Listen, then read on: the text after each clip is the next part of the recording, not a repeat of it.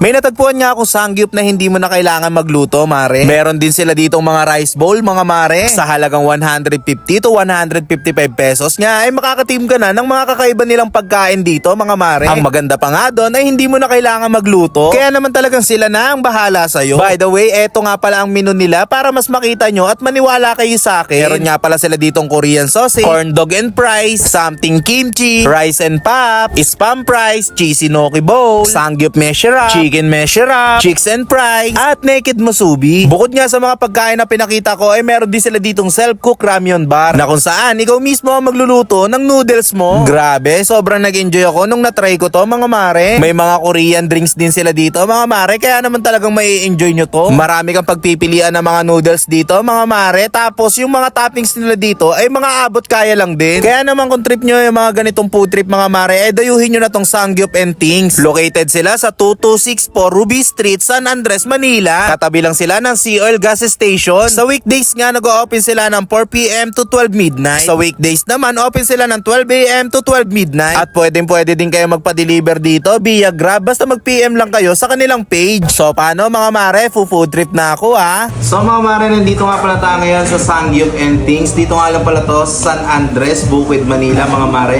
Kaya ako na pala rito ay para matikman yung mga a la carte na sangyup nila at syempre yung mga a la carte na rice bowl nila, mga mare, katulad nito.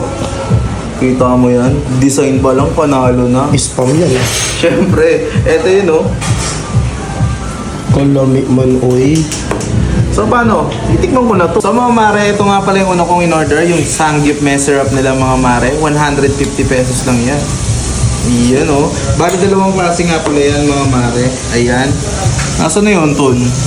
Yan yung chicken. Ito, meron silang chicken mess syrup. Yes. And syempre, meron silang Sangyup mess syrup. Ito yung kanilang chicken syrup. Ayan. Patingin ako ng presyo. Ayun oh. Starting at 140 pesos hanggang 150 pesos. Depende sa karne. Depende sa karne. Yes. Yan.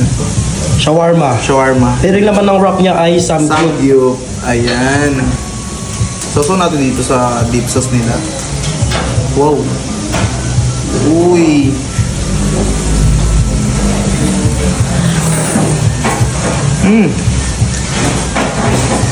Sarap. Yeah. Bali ganito yung tamang pagkain niya, mga mare. Para siyang shawarma.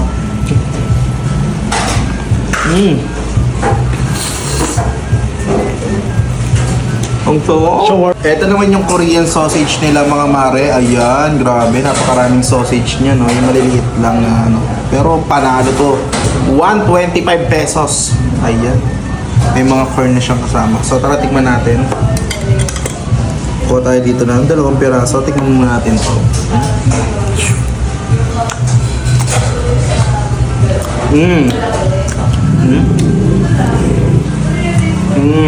Ito naman yung Samgi Express Bowl nila, mga mare. Bali may dalawa yung pagpipilian.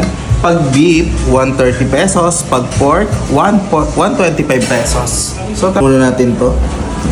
Bali sa tingin ko ito to, isa tong beef. Ayan.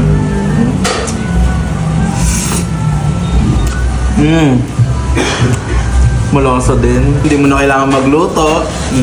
Eto, i-deliver na sa'yo ng pusa. Luto na. Ayun o. Uy! Galing lumigo. Grabe no? Parang ayaw ko na siyang pihila. Yung naked musubi nila, mga mare, 125 pesos lang. Meron siyang kasamang dahon na legal. Ayan. Una natin tikman itong meat. Ano yan? Luncheon meat ata o spam, no? Feeling ko. Luncheon meat nga siya. Sarap. Tapos may mga sauce pa yan. Tapos yung rice mo may sauce na. Ang sarap talaga. Ito naman yung spam price nila, mga mare. 120 pesos. Ayan ha. Baka sabihin nyo, mali ako eh. Ito, spam price. 120 pesos. Wow. Ayun na yung hotdog to, guys. Grabe, ang lasa. Tayo dito ng isa. Ayan. Ayan na. Cheese tong. Beef stripe. Gatas.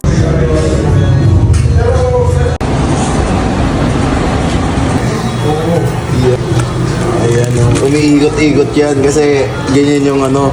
Teka ng lodya. Alam mo, umiikot-ikot yan. Teknolodya! Teknolodya! Balik na rin mga yung cellphone. Okay na yan. Kasi balangura naman ako sa bahay. So mga mare, ito na nga pala yung ano natin, bulldog carbonara. Yun. Na may milk and cheese? Yes.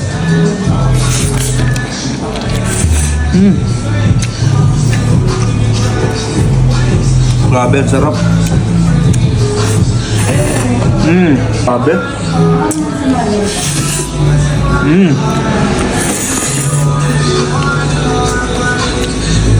Ang sarap, panalo.